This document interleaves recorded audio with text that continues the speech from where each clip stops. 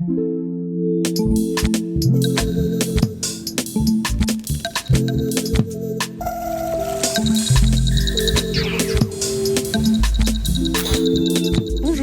vous êtes sur Talent du numérique média, le média de l'orientation vers le numérique. Et si vous êtes là, c'est sans doute que vous cherchez à en savoir plus sur les parcours de formation ou les métiers du numérique. À travers nos podcasts ou vidéos, nous n'allons sans doute pas apporter de réponses complètes à toutes vos interrogations. Mais on s'est donné une mission, vous aider à vous poser les bonnes questions, si possible au bon moment. Pour ça, on est accompagné d'intervenants qui viennent du monde de l'enseignement, il y a des étudiants, il y a des profs, ou des professionnels du secteur, des gens qui sont en activité pour vous parler de leur métier, des gens des ressources humaines pour vous parler des évolutions des métiers, des compétences requises. Notre objectif dans tout cela, faire en sorte que vous puissiez trouver dans le numérique la voie qui vous convient le mieux. Je suis Léa et je vous accompagnerai tout au long de ces découvertes. Notre sujet aujourd'hui, se réorienter sans perdre une année. On sait que le choix d'une formation post-bac est souvent un moment délicat et parfois on s'égare. Vous avez choisi votre formation par conviction, vous l'avez choisie par défaut, mais elle ne convient pas, que ce soit dans son contenu ou dans sa forme. Quelles sont les possibilités qui s'ouvrent à vous, en fonction de votre parcours, le type de bac, la formation post-bac que vous avez commencé, qu'elle soit littéraire ou qu'elle soit scientifique? Et quels conseils peut-on vous donner si vous êtes concerné pour éviter de perdre une année, que vous soyez dans l'année qui suit votre bac ou à bac+1? D'une manière générale, on oublie Parcoursup, si ce n'est pour vous renseigner sur les formations. Pourquoi ? Parce que les inscriptions en rentrée décalée ne passent pas par la plateforme. Ensuite, il va falloir que vous réfléchissiez. Est-ce que vous voulez préparer des titres professionnels, c'est-à-dire des métiers? Est-ce que vous voulez préparer des diplômes, bachelor, ingénieur? Il faudra se poser la question de la date. Est-ce que vous allez commencer en janvier, février, mars, plus tard? Est-ce que vous voulez être dans une dynamique intensive, plus ramassée, avec moins de vacances, pour rattraper ce qui aurait commencé en septembre? Ou alors, est-ce que, comme dans d'autres établissements, vous voulez une scolarité plutôt décalée d'un semestre, peut-être complétée par un stage, pour rejoindre une promotion d'étudiants ayant suivi un cursus plus classique? Dans tous les cas, il y a de beaux exemples de réussite et souvent, ces réorientations sont de véritables révélations. On accueille donc, honneur aux dames, Valérie Dulieu, directrice de la 3W Academy, qui forme au métier du développement web, Christophe Beaujeau, directeur de l'ECE, une école d'ingénieurs du numérique, Boris Bokowski, directeur de l'IMIE, une école du numérique, Joël Courtois, directeur de l'EPITA, une école d'ingénieurs du numérique, et Quentin, actuellement étudiant à l'EPITA après une réorientation. Tiens, d'ailleurs, on laisse la parole à Quentin. Si je devais représenter ma réorientation avec des ambiances sonores, je dirais que tout d'abord, j'ai encore le son de la dernière sonnerie, celle qui a officiellement marqué la fin de ma prépa. Je vois encore la journée, il faisait beau, il y avait une petite brise, il y avait le soleil qui se couchait, tout était super calme et rassurant. C'était à la fois un peu triste pour moi, mais j'avais aussi cette impatience, cette énergie de voir la suite. On retrouvera Quentin un peu plus loin. Mais si vous êtes en train de penser à une réorientation dans le cadre d'une rentrée décalée, vous manquez peut-être un peu de vision du futur. On vous en donne avec Valérie Dulieu et Christophe Beaujeau pour commencer. On a beaucoup d'exemples de réorientation. Je vais essayer de vous trouver quelques exemples emblématiques. Je me souviens de quelqu'un qui a repris ses études dans notre établissement à Lille. C'était quelqu'un qui avait eu son bac à 17 ans, mais à qui le conseiller d'orientation lui avait dit « T'es pas capable d'avoir un bac S, t'es pas capable d'aller travailler dans l'informatique ». Donc après son bac, pour des raisons personnelles, il avait fait des petits boulots. Et au moment où il a candidaté à la 3W Academy, il travaillait dans une ferme. Il a passé les entretiens, il a passé les tests. On l'a fait rentrer en formation. Au bout d'une semaine, c'était le meilleur de la classe et pas qu'un peu. Je peux vous citer plusieurs exemples, dont j'en retiens deux emblématiques, puisqu'ils sont assez récents. C'est une jeune fille qui a fait le CE après une réorientation de médecine. Elle a brillamment réussi le CE, elle a fait des stages chez Orange, dans le groupe SEB, et ensuite elle a fait un parcours à l'international à l'université de Taïwan, en sciences et technologies, et elle a complété sa formation par ce qu'on appelle un master spécialisé à l'ISAE Supaéro à Toulouse. Aujourd'hui, elle est dans la vie active, elle travaille pour la société ICOS dans le monde des transports. Un second exemple, c'est Chloé qui a rejoint le CE à travers cette rentrée décalée avec ce parcours accéléré en première année. Elle a aussi brillamment réussi le CE. Elle a fait son stage en 4e année au CNRS dans un projet d'astrophysique visant à analyser la trajectoire des météores en plein vol. Après avoir été diplômée de l'ECE, elle a commencé à travailler en industrie et maintenant, elle a décidé d'entreprendre une thèse en géo-engineering à l'étranger. Pour cela, elle a déjà des réponses encourageantes dans les universités américaines, dont Harvard et Columbia University. À travers ces deux exemples, vous pouvez voir que tout est possible après une réorientation. Si elle est bien réfléchie, alors croyez en vous, croyez en votre potentiel. À l'instar de ces deux jeunes filles, les plus belles universités, les plus belles entreprises vont vous ouvrir leurs portes. Le domaine du numérique vous permet aujourd'hui d'accéder au plus vaste choix de carrière, de métiers, de secteurs, de types d'entreprises, que ce soit l'énergie, la santé avec les vaccins, les exosquelettes, les transports avec les véhicules connectés et autonomes, la finance, la défense, le BTP avec les bâtiments intelligents, toutes ces possibilités sont infinies. Alors croyez en vous, croyez en votre potentiel, croyez en votre projet et vous allez avoir une très belle carrière devant vous.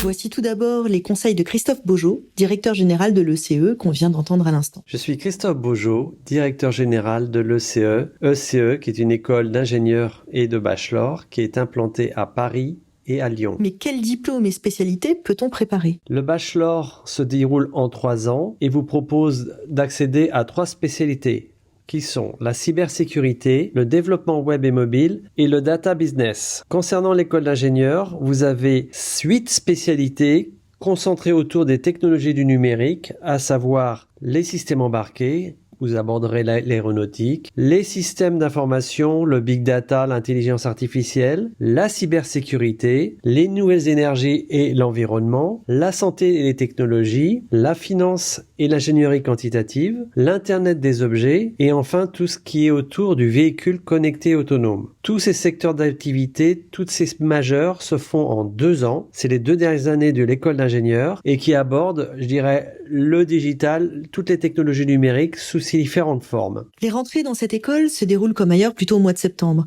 Mais si mon orientation post-bac ou post-bac plus 1 ne s'est pas passée comme prévu, y a-t-il une solution ? Oui, il est possible de se réorienter après le bac suite à un mauvais choix d'orientation. Vous pouvez ainsi intégrer le CE ou le CE Bachelor dans un programme de formation accélérée. Ce programme commence en début mars et se termine fin juillet. Vous avez ainsi le bénéfice de ne pas perdre une année et si vous la validez, bien entendu, d'intégrer la 2e année. Après un bac plus 1, il est également possible d'intégrer ce bachelor en 2e année en B2 ou le CE école d'ingénieur en classe préparatoire 2e année. Pour cela, il faut avoir bien entendu validé l'année en cours. Bien sûr, nous on se demande maintenant quels sont les prérequis pour intégrer ces formations dans le cadre d'une réorientation. Vous avez donc 2 diplômes, le diplôme d'ingénieur et le diplôme de bachelor. Il est clair que les prérequis pour ces 2 diplômes sont différents. Pour accéder au diplôme d'ingénieur, un socle scientifique est primordial. Quant au bachelor, on va plutôt regarder des prérequis liés aux technologies. Quelqu'un qui viendrait d'un BTS à dominante technologique du numérique ou bien d'un DUT ou bien d'une formation universitaire où les technologies sont importantes, il aura toutes ses chances de réussir son parcours dans un bachelor comme celui de l'ECE. Donc, plutôt des formations scientifiques et ou technologiques. Mais si on veut rentrer dans le détail, ça donne quoi ? Pour un bac et pour intégrer le CE Bachelor après une réorientation, vous devez avoir soit un bac avec option scientifique, un bac général avec spécialité mathématiques ou physique, un bac ES option maths, un bac STMG, un bac STU2D. Certains bacs pro comme le bac SEN sont également acceptés, mais ce dernier doit être d'un bon niveau. Et pour intégrer la section école d'ingénieur post-bac ? Vous devez avoir un bac spécialité scientifique, principalement les mathématiques, avoir fait le choix d'une autre matière scientifique ou technique comme la physique, les sciences de l'ingénieur ou les sciences du numérique. Les étudiants, notamment venant de formation médecine ou des classes préparatoires grandes écoles, sont tout à fait aptes à suivre ce programme accéléré à partir de mars à l'ECE. Pour intégrer après un bac plus 1, il faut l'avoir validé l'année en cours et venir principalement des classes préparatoires d'une haute école d'ingénieurs à prépa intégrée ou d'une formation universitaire L1 validée dans les sciences et les technologies. On parle beaucoup d'apprentissage et on sait que ça aide aussi à financer ses études. Pour le CE, Et pour la majorité des formations, ce ne sera pas possible en général avant Bac+3, qui correspond la plupart du temps à la 3e année d'études. Donc, pas au tout début de votre réorientation. Nous avons donc 2 diplômes, le diplôme d'ingénieur et le diplôme de bachelor. Les deux sont très orientés autour des technologies du numérique. Un bachelor, c'est un Bac+3. Et un diplôme d'ingénieur est un Bac+5. Dans ces 2 cas de figure, à l'ECE, vous pouvez suivre soit sous le statut d'étudiant la formation, soit sous le statut d'apprenti. Pour le bachelor, l'apprentissage se fait sur la dernière année, le B3. Quant à l'école d'ingénieur, pour l'apprentissage, vous pouvez la suivre sur tout le cycle ingénieur, de la première année jusqu'à la 3e année du cycle ingénieur. Petite précision traduction. Quand vous rentrez en école d'ingé dans le cadre d'une réorientation, ce sera en prépa intégrée. 1re ou 2e année, selon que vous êtes Bac ou Bac+1.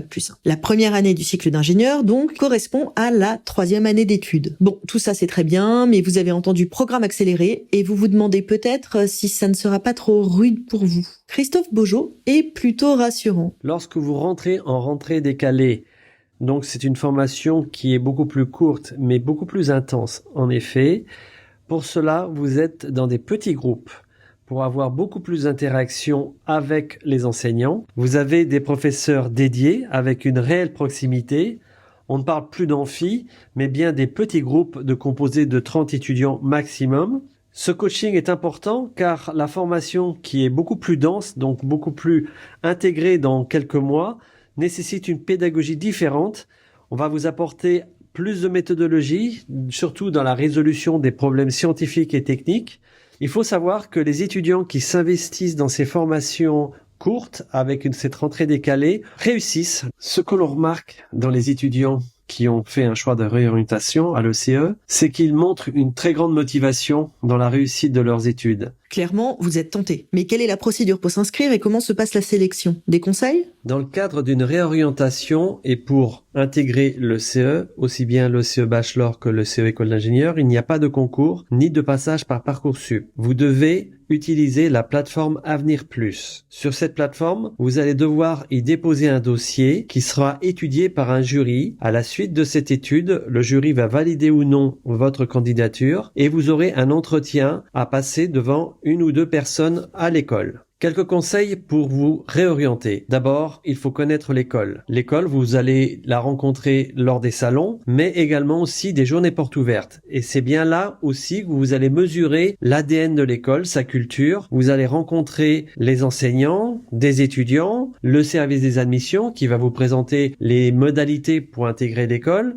Donc tout cela, ça fait partie de la perception que vous allez avoir de cette école. Ensuite, le dossier que vous allez devoir remplir sur la plateforme Avenir Plus, eh bien, il faut prendre le temps de le remplir, de bien le remplir, d'être assez exhaustif, notamment sur ses centres d'intérêt, sur son parcours. Plus vous donnez d'informations, plus vous donnez du relief à votre personnalité, mieux sera étudiée votre candidature par le jury. Ensuite, il y a la phase de l'entretien.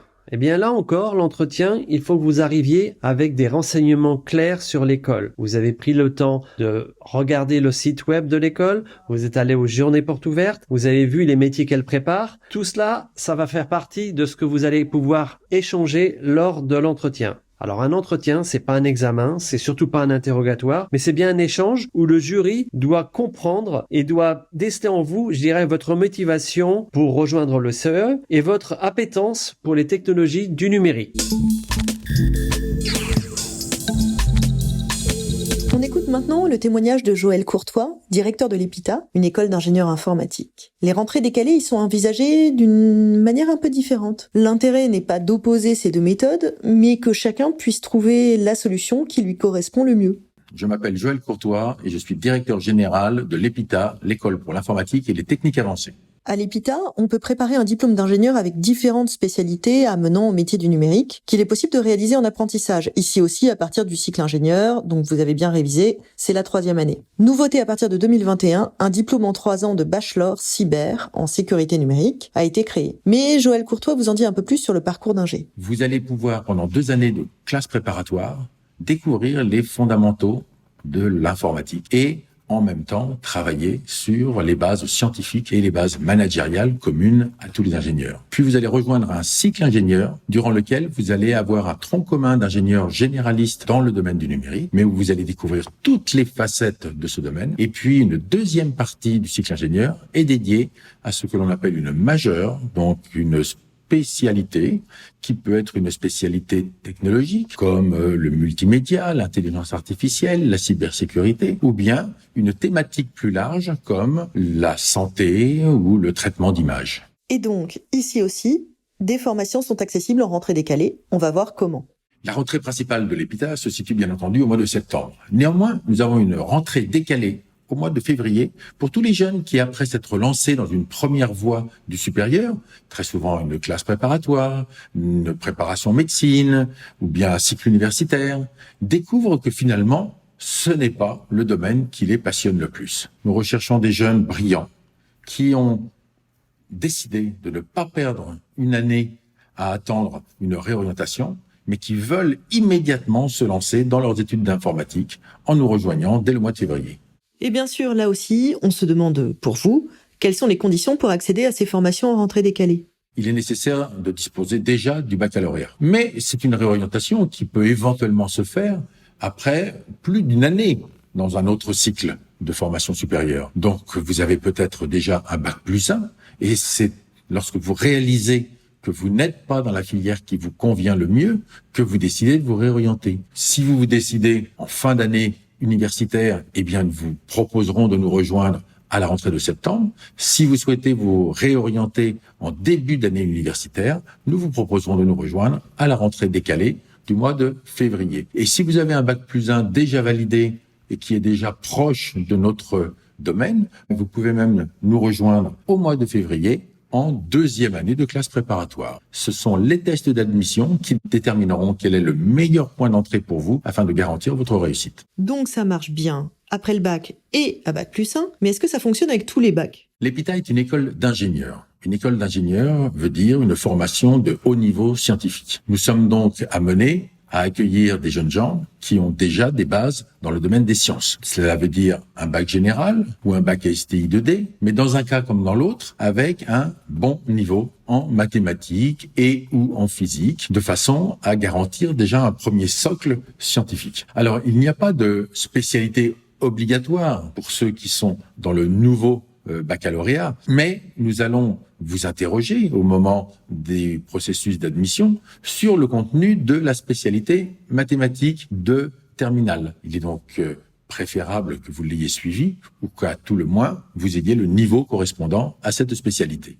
Quant aux formations que vous pouvez avoir commencé à suivre, que ce soit à bac ou à bac+1, Joël Courtois nous indique que les étudiants sont assez nombreux à venir après une première année de prépa scientifique ou à les rejoindre après avoir commencé des études de médecine. Ça tombe bien, les spécialités santé et numérique permettent de combiner ces deux univers. Ok, et donc on s'inscrit comment ? Parcoursup ? Alors non, on oublie pour les rentrées décalées, on vous l'a dit. Pour l'EPITA, il faut passer par une procédure d'admission qui s'appelle Advance, du nom du concours qui mène à cette école, et c'est Advance parallèle. Et ça se passe entre octobre et fin janvier. Votre dossier va être étudié, et s'il est retenu, vous aurez un entretien. L'entretien d'admission a vraiment pour vocation à déterminer si vous êtes dans la bonne voie. Puis, il est indispensable également au moment de cet entretien de valider le fait que vous avez bien tous les prérequis qui vous garantissent la réussite en rejoignant la formation. C'est pourquoi nous allons avoir ces entretiens de mathématiques et d'anglais et cet entretien de motivation durant lequel vous nous expliquerez pourquoi vous voulez vous orienter vers des métiers du numérique et vous nous ferez part éventuellement de vos premières expériences. Vous avez peut-être déjà eu l'occasion de programmer, de concevoir des sites web, d'avoir des activités autour du numérique, eh bien, vous pourrez nous parler de tout cela. Et ce que nous allons faire ensemble, eh bien, c'est regarder quel est votre niveau de motivation, votre envie, est-ce que vous avez les yeux qui brillent et est-ce que vous êtes prêt à vous lancer dans cette carrière passionnante. Un conseil soufflé par Joël Courtois. Si vous êtes un ou une as en programmation, ça vous sera utile, bien sûr, pour décrocher l'entrée comme pour votre carrière d'ingénieur. Mais si vous avez essayé, réessayé, ça vous intéresse, mais vous n'y arrivez pas, ça n'est pas grave. L'important, c'est d'avoir conservé la motivation et l'envie de continuer à y parvenir. Mais on revient au déroulé de l'entretien. Nous allons vous interroger sur ce que vous avez fait l'an dernier, quand vous étiez en terminale. Puis nous vous interrogerons également un peu sur ce que vous avez fait dans les premiers mois de cette nouvelle année universitaire. Donc, bien se préparer, c'est juste se remettre dans le contexte que vous aviez lorsque vous prépariez pour le bac, avoir en tête les principaux éléments du programme de mathématiques de la terminale, et puis être simplement vous-même, ne pas essayer de tricher, ne jamais essayer de tricher de toute façon, puisque faire croire que vous avez des compétences que vous n'avez pas pourrait nous amener à vous admettre et à vous conduire à un échec, et à l'inverse, ne pas savoir suffisamment vous valoriser, eh bien, vous pourrez conduire à un refus d'acceptation de notre part, alors que vous avez toutes les chances de réussir. Donc, soyez vous-même, aussi bien dans les tests que je qualifierais de techniques, d'informatique ou d'anglais, mais ça, vous vous en doutez, mais aussi soyez vous-même dans les tests de motivation. Et ces entretiens de motivation, c'est vraiment vous qui parlez. Ce ne sont pas vos amis, ce ne sont pas vos parents. C'est vous qui venez nous ouvrir votre cœur sur ce que vous avez envie de faire, et nous vous dirons si l'EPITA est bien l'école la plus adaptée pour vous permettre de réussir votre projet. La rentrée décalée à l'EPITA correspond à des semestres décalés. Donc pas de formation en accéléré ici, par souhait de vous laisser le temps de vivre les apprentissages et les projets de la même manière que ceux qui sont rentrés en septembre. On écoute ce que cela implique. Alors vous allez me dire, bien entendu, mais je vais être décalé comme cela d'un semestre dans toute ma scolarité. En fait, non. Ce semestre décalé, il va se dérouler sur les 2 premières années de classe préparatoire. Et simplement, avant d'intégrer le cycle ingénieur, là où les camarades qui sont dans le cycle de rentrée classique de septembre font un petit stage d'été sur juillet-août avant d'intégrer le cycle ingénieur, eh bien vous allez pouvoir terminer plus tôt et vous allez pouvoir faire un stage plus long, un stage donc d'un semestre avant d'intégrer le cycle ingénieur. Et comme nous avons une formation qui est très pratique, très opérationnelle, vous pouvez d'ores et déjà à ce niveau faire de très beaux stages, bien rémunérés, et c'est l'occasion de mettre en pratique en entreprise ce que vous avez déjà appris à l'école. Au final, vous allez rejoindre les étudiants qui ont intégré en septembre suivant, mais sans avoir perdu de temps, avec plus d'expérience, avec une véritable expérience en industrie et en étant encore mieux préparé pour réussir le cycle ingénieur. La réorientation en rentrée décalée, Quentin l'a vécu assez récemment, douloureusement au début, avec bonheur maintenant. À l'heure où on vous parle, il effectue son 2e semestre à l'EPITA en cycle préparatoire, la prépa intégrée qui précède le cycle ingénieur. Bonjour à tous, je suis Quentin Reberg, étudiant à l'EPITA Paris en cycle préparatoire. J'ai commencé à m'intéresser à l'informatique en 4e grâce au concours Castor, c'est un concours de logique. Et il fallait à un moment apprendre un langage de programmation. J'ai choisi Python. Depuis le lycée, j'apprenais beaucoup de choses, je regardais beaucoup de vidéos. Et j'ai intégré un bon lycée parisien. J'ai choisi de faire un bac scientifique avec notamment des sciences de l'ingénieur et de l'informatique. Mais mes professeurs, avec mes notes, m'ont proposé plutôt de choisir prépa parce que c'était une filière d'élite, entre guillemets, et que j'allais intégrer d'excellentes écoles après. Et au moment de Parcoursup, j'ai choisi de rentrer en PTSI à Versailles. De septembre à décembre, j'étais un élève dans la moyenne de la classe. Cependant, j'avais souvent des doutes, car je trouvais que mon intérêt pour les matières comme la physique, la chimie ou les sciences de l'ingénieur était pas forcément assez grand par rapport à la quantité de travail et au travail demandé et aux horaires. À la rentrée de janvier, j'ai commencé à plonger, c'est-à-dire que pendant toutes les vacances, j'avais fait aucun travail. Je commençais à rendre mes DM en retard ou à réviser au dernier moment mes contrôles, mes cols. Puis après, je prétextais que j'étais malade, je ratais des demi-journées. Et je commençais à plus rien faire. Et ça me ressemblait pas du tout. Parce que j'ai toujours été très travailleur. Et là, me voir juste à rien faire, en n'ayant pas confiance en moi, en ayant des crises d'angoisse, ça me ressemblait pas. Je me suis dit, écoute, faut que je me batte. Et je suis directement allé faire des salons. Le salon d'étudiants, par exemple, à Paris. Je suis allé me renseigner sur des écoles. J'ai eu des entretiens téléphoniques avec d'anciens étudiants qui ont fait prépa comme moi. J'ai regardé des sites internet de chaque école. Et au final, j'ai passé un entretien en début février. Il y avait 4 entretiens, un en maths, un en anglais, un en culture de l'informatique et un de motivation.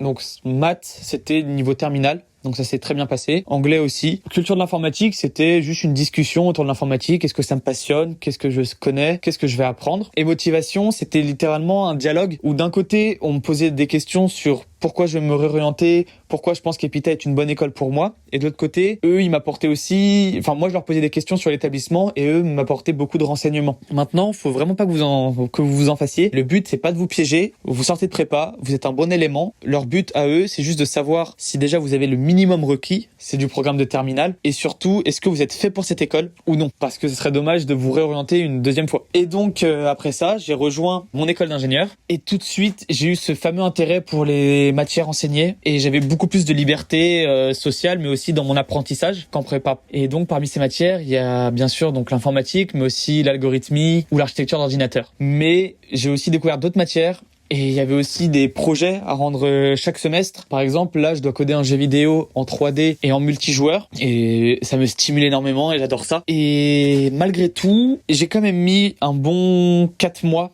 bons mois, on va dire plutôt, à oublier la prépa, à oublier le fait que je n'étais pas fait pour, parce qu'il y avait une énorme partie d'ego pour moi. J'adorais me sentir dans cette élite et c'est vrai que ça m'a un peu blessé. Et j'ai eu une sorte de déclic qui m'a permis en fait d'oublier tout ça quand je me suis rendu compte que sur Facebook, je regardais des publications en rapport avec l'informatique ou avec mes cours. Sur YouTube, mes vidéos, c'était des conférences par rapport à l'informatique ou des tutoriels par rapport à un truc de jeu vidéo ou alors des vidéos qui expliquaient mon programme d'architecture d'ordinateur. Et j'ai remarqué très vite que même en dehors des cours, je m'intéressais quand même aux cours en plus et je me suis dit que c'était juste génial, que je pouvais donner le meilleur de moi-même et en même temps tout m'intéressait. Et en plus de ça, parallèlement à mes projets, de mon côté, je développe des projets en informatique. J'apprends par exemple à créer des sites web ou à créer des applications parce que depuis le début, j'ai eu plein d'idées et j'ai jamais pu les concrétiser. Soit parce que j'avais pas assez de temps, soit parce que j'avais pas les connaissances. Et là, je peux développer donc mes connaissances et j'ai un peu plus de temps quand même pour me consacrer là-dessus. Donc j'y gagne quoi qu'il arrive. Merci Quentin d'avoir accepté de revivre ce moment clé pour nous. Certains et certaines s'y reconnaîtront sans doute. Et si vous cherchez à préparer un diplôme dans le numérique ou en informatique, mais pas nécessairement en école d'ingé, voici d'autres pistes pour se réorienter vers décembre-janvier. Dans les universités, au premier abord, ça paraît compliqué une fois la rentrée de septembre-octobre passée. Mais les partenariats interformations au sein d'une même université peuvent être une solution. Vous êtes en L1 informatique, première année de licence, et vous voulez basculer vers un BUT informatique ou inversement. Dans certaines universités, on a cru comprendre que c'était le cas à l'université de Lorraine par exemple, c'est possible même après plusieurs mois. Un autre exemple, vous voulez aller d'une licence informatique à un BTS informatique. Ça paraît difficile au premier abord, les BTS sont hébergés dans des lycées, la licence informatique est à l'université. Eh bien, un exemple. À Paris, l'UPMC, Paris 6, a lancé en collaboration avec le CFA Insta le dispositif Passerelle pour aider les décrocheurs de L1, ceux qui n'ont pas validé leur première année de licence. Après un enseignement d'un semestre intensif en informatique, les étudiants peuvent accéder à un BTS SIO, service informatique aux organisations, directement en deuxième année et poursuivre ainsi leur chemin. Si, à l'inverse, vous avez commencé par une école d'ingénieur ou une prépa, par exemple, et que ça ne vous convient pas, des passerelles existent également. Elles sont assez simples en général avec les facs de sciences. En prépa, de surcroît, vous êtes inscrit à la fac la plupart du temps. Elles sont plus compliquées mais pas impossibles vers les BTS DUT. Bien sûr, si vous avez validé votre première année, il faudra valoriser vos crédits ECTS et selon ce que vous avez fait avant, vous pourrez embrayer directement en deuxième année de votre nouvelle formation ou valider quelques UV ou pas. Ce qui est important, c'est de ne pas se laisser déborder par l'émotion, le stress de cette formation qui ne vous convient pas, le sentiment d'être perdu. Il faut poser des questions, oser poser des questions à ses enseignants sur les salons, les forums virtuels, envisager différentes possibilités. Ici, on parlait de diplômes qui dépendent du ministère de l'Éducation et de l'Enseignement supérieur, mais d'autres pistes de réorientation en cours d'année existent à Bac ou Bac+1. D'autres établissements qui vous permettent d'obtenir non pas un diplôme, mais un titre professionnel qui peut aller jusqu'à Bac+5 et parfois plus, reconnu par l'État, mais cette fois accrédité par le ministère du Travail et de l'Emploi et reconnu par la branche professionnelle, c'est-à-dire par les entreprises. Avec un objectif direct, vous formez à un métier. On cède la parole à Valérie Dulieu de la 3W Academy. Bonjour, je suis Valérie Dulieu, directrice générale de 3W Academy. Nous formons des développeurs web avec une pédagogie très active en mode projet, les mains sur le clavier. Toutes nos formations sont certifiantes et nous formons donc des étudiants du niveau Bac+2 au niveau Bac+5. Toutes nos formations préparent à l'obtention de titres certifiés au RNCP. Cela veut dire qu'en fait, nos formations sont reconnues par le ministère chargé de la formation professionnelle, pas par le ministère de l'Éducation nationale, et que nos formations sont adaptées au marché de l'emploi. Pour obtenir une certification RNCP, nous devons à la fois prouver que nous formons des apprentis sur des compétences spécifiques, mais aussi que les taux d'emploi à la sortie de nos formations sont forts. Nous formons à différents niveaux. Donc, au niveau Bac+2, nous formons des développeurs web. Au niveau Bac+3, Bac+4, nous formons des concepteurs développeurs d'applications et des développeurs en intelligence artificielle. Et au niveau Bac+5, nous formons des lead développeurs et des data scientists. Toutes ces formations sont accessibles soit sous format intensif en bootcamp de 3 à 4 mois ou en alternance, apprentissage ou contrat de professionnalisation pour des durées qui vont de 1 à 3 ans. Un détail intéressant et instructif, Valérie nous explique que les gamers, femmes et hommes, sont nombreux à rejoindre et à réussir ces formations en développement. Et pas uniquement des formations dans le développement de jeux vidéo, mais aussi dans le data, dans le web. Pourquoi selon elle? Parce que ce sont des profils habitués à passer du temps sur l'ordinateur, et pour une fois c'est une qualité, et qui savent échouer, qui savent rebondir, trouver des astuces pour contourner les difficultés. C'est un réel atout pour le web. Oula, mais moi je suis une pure littéraire. Est-ce que je peux rejoindre une de ces formations en développement web? Nos formations sont ouvertes à tous. Nous avons des apprenants qui viennent de filières scientifiques, des gens qui ont fait des études littéraires, juridiques, etc. Beaucoup de graphistes aussi, de gens qui ont fait des études d'art. Alors, notre principal moyen de sélection des candidats avec des profils aussi divers, c'est d'abord un entretien de motivation où vous nous expliquerez quel est votre projet professionnel et quel est votre parcours, et puis bien évidemment des tests de logique qui sont tout à fait accessibles aux personnes qui ont fait des études littéraires, etc. Après cet entretien et après ces tests, nous vous positionnons suivant votre niveau, soit sur une formation de débutant, soit sur des formations plus avancées si vous avez déjà fait du développement web ou de l'informatique en général. Pour la sélection, on le répète, on oublie Parcoursup et on va rencontrer l'école. La motivation va être un critère décisif. Il faut aussi bien sûr se renseigner sur le métier qu'on envisage de préparer. La première étape, c'est de s'inscrire à une de nos réunions d'information. On en a toutes les semaines en distanciel sur Zoom. Et cette première réunion, elle vous permet de vous orienter sur les types de formations qui sont possibles. Est-ce que vous êtes plus intéressé par le développement web pur? Est-ce que c'est plutôt le milieu du développement de jeux vidéo? Ou est-ce que c'est plutôt les métiers de la data? Une fois que vous avez fait une de ces réunions d'information, vous prenez rendez-vous avec un de nos conseillers pédagogiques et là, c'est la phase entretien de motivation. Ça se passe exactement comme un entretien en entreprise. Donc, vous présentez votre parcours, vos projets, ce que vous avez envie de faire. Et nous, ce qu'on veut voir, c'est que vous êtes motivé et que vous allez vous donner à fond pendant la formation. Après cet entretien pédagogique, nous vous envoyons un lien sur notre plateforme d'auto-formation. Là, l'objectif, c'est que par vous-même, vous réalisiez des exercices de niveaux différents. Et ça nous prouve que votre motivation, c'est pas juste de nous dire « oui, je suis motivé, c'est sympa », mais ça nous permet de nous rendre compte que vous êtes vraiment motivé, que vous faites les exercices un par un et que vous progressez, que vous avez envie d'apprendre. Et puis vous, ça vous permet de voir aussi si c'est quelque chose qui vous plaît, si vous êtes fait pour ce métier et si vous êtes fait pour notre type de pédagogie. On se demandait, les rentrées décalées, c'est obligatoirement au printemps ou bien... Nous ouvrons de nouvelles sessions de formation tous les mois, que ce soit sur nos formations intensives en bootcamp ou sur nos formations en alternance. Alors évidemment, il y a des grands moments où on a beaucoup plus de promotions et de candidats. C'est en septembre et en octobre. Et puis sur ce qu'on appelle typiquement des rentrées décalées en janvier et en février. Mais vous pouvez candidater à nos formations tout au long de l'année, même l'été en fait, on a aussi des formations sur juillet, août, septembre. Donc littéraire, scientifique, juridique, gamer ou pas, peu importe la formation d'où on vient. Qu'est-ce qui va faire qu'on va réussir une réorientation de ce type? Ce sont des formations extrêmement intensives. Donc pour réussir, il faut avoir un esprit positif. Il faut y croire. Et puis, il faut aussi s'entraider, s'appuyer sur le groupe et aider les autres dans le groupe. Nos formations, ce sont des promotions de 15 personnes. Donc, ce sont des petits groupes où tout le monde bosse à fond.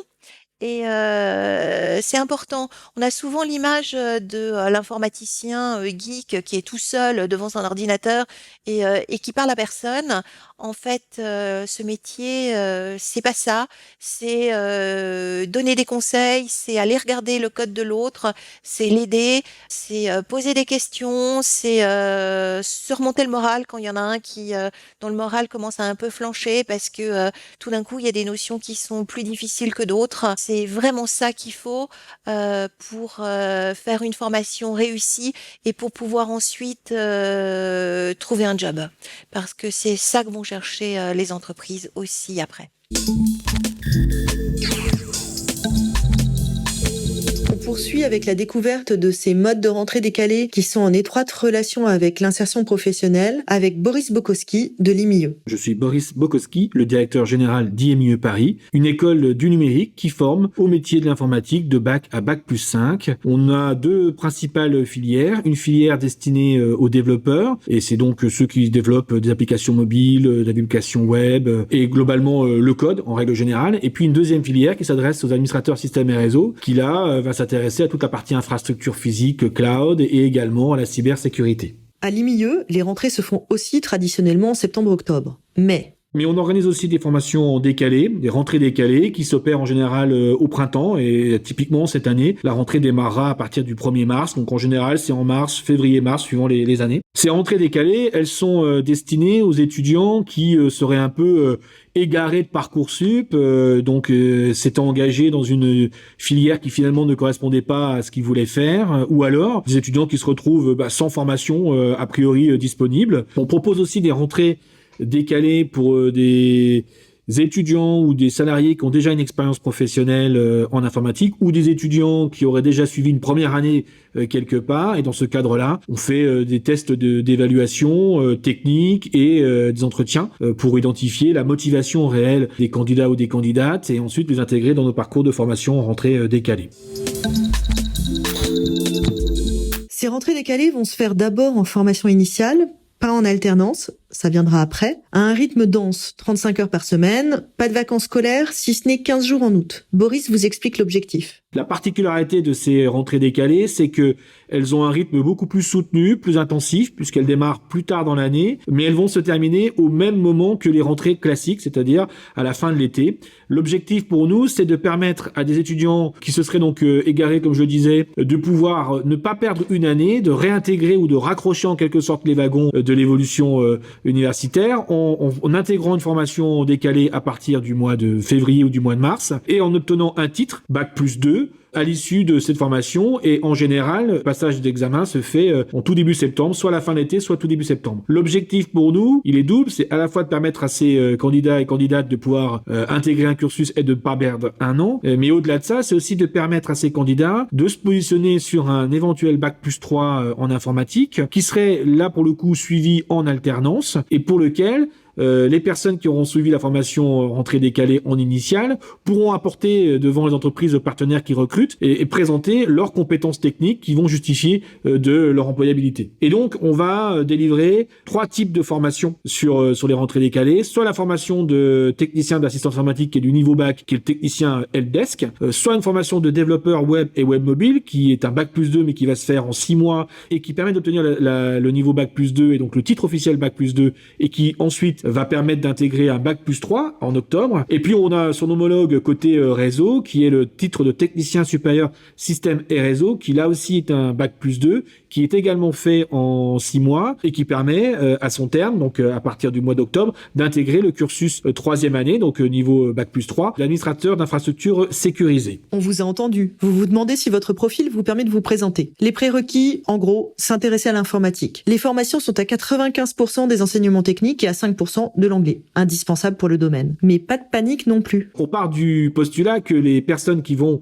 se positionner sur ces formations-là n'ont pas de compétences techniques. Donc on va pas les recruter sur des compétences spécifiques. Il n'est pas nécessaire d'avoir fait maths sup ou maths spé pour intégrer notre école. On va plutôt s'intéresser à la culture générale de ces candidats et de ces candidates en lien avec l'informatique. En clair, est-ce qu'ils connaissent l'informatique? Est-ce qu'ils sont intéressés par l'informatique? Est-ce qu'ils ont bien compris quels étaient les métiers qui s'offraient à nous dans le cadre de l'informatique? Et est-ce qu'ils veulent s'investir dans ces nouveaux métiers qui sont pour la plupart émergents? Et donc à ce titre, nous avons différents types de profils, des personnes qui viennent chez nous avec le bac, sans le bac, avec un bac pro, avec un bac technique, avec un bac généraliste. Voilà, c'est vraiment divers et varié. On peut très bien avoir une forte expérience en informatique, avoir déjà codé soi-même ou avoir fait de la réparation et se lancer dans ces métiers-là. Tous les titres que l'on propose vont être adaptés aux profils qui vont venir chez nous et le cadre de nos entretiens, plus de motivation que d'entretiens de positionnement technique, ils ont cette vocation-là d'éclairer les uns et les autres sur finalement la filière qui serait la plus adaptée. Pour s'inscrire ou s'informer, toujours pas de Parcoursup, même si l'IMIE y est référencé, on contacte l'école. L'admission est soumise à un entretien.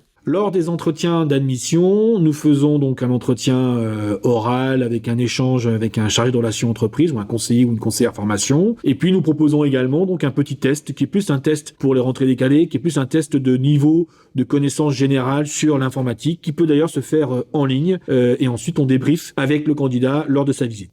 Attention, qui dit rentrée décalée et formation intensive ne dit pas pour autant survol des cours. Qu'on ait démarré en initiale en octobre ou qu'on ait démarré en rentrée décalée au printemps, à la fin, chacun obtient un titre et c'est exactement le même titre et chacun et chacune aura suivi le même cursus de formation sur le contenu des cours. Il n'y a pas de différence de ce point de vue-là. Un petit parcours à nous raconter pour nous donner des ailes? Les rentrées décalées, c'est aussi des belles opportunités et des belles histoires. On a par exemple un étudiant qui est rentré en rentrée décalée. C'était un jeune de 17 ans pour lequel son papa s'interrogeait sur les métiers, mais il voyait que son fils était plutôt intéressé par les métiers du numérique et par l'informatique en général. Bref, il a intégré notre parcours de rentrée décalée de développeur web et web mobile qu'il a suivi du mois de mai jusqu'à fin septembre et il a obtenu son titre. Et donc aujourd'hui, il a encore 17 ans et il est déjà titulaire d'un bac plus 2 et il s'est naturellement inscrit en concepteur développeur d'applications qui est la suite en bac plus 3 et cette formation c'est un peu la cerise sur le gâteau, il la suit en alternance donc il ne paye pas la formation et en plus il est rémunéré pour suivre cette formation et son projet c'est d'arriver jusqu'au bac plus 5. Je suis convaincu qu'il y arrivera parce qu'il est passionné et qu'il s'engage pleinement dans cette formation. Avant de se séparer, on écoute le message de Joël Courtois qui nous rappelle les débouchés nationaux mais aussi internationaux qu'ouvre le numérique. Aujourd'hui, le numérique est certainement le domaine qui offre le plus d'opportunités d'emploi. Que ce soit en France, à l'étranger, dans n'importe quel pays, nous utilisons les mêmes outils, nous utilisons les mêmes technologies et ce que vous allez apprendre en tant qu'ingénieur à la française, dans une grande école française, eh bien, vous allez pouvoir le mettre en œuvre dans n'importe quel pays, dans n'importe quel contexte. Il y a donc des milliers et des milliers d'offres qui s'ouvrent à vous à partir du moment où vous vous engagez dans ces études. Voilà, on vous laisse sur cette belle note d'espoir. Merci à tous nos intervenants, c'est fini pour aujourd'hui. Nous espérons avoir pu vous donner des pistes de réflexion. À très vite pour aborder d'autres sujets liés à l'orientation vers le numérique sur Talents du Numérique Média. D'ici là, n'oubliez pas de nous suivre sur notre site et les réseaux. Ce podcast a été réalisé par Talents du Numérique, une action financée et pilotée par l'OPCO Atlas, selon des axes de coopération définis dans la convention signée avec le ministère de l'Éducation nationale et de la jeunesse, le ministère de l'Enseignement supérieur, de la Recherche et de l'Innovation, avec le concours des fonds collectés au titre de la taxe d'apprentissage.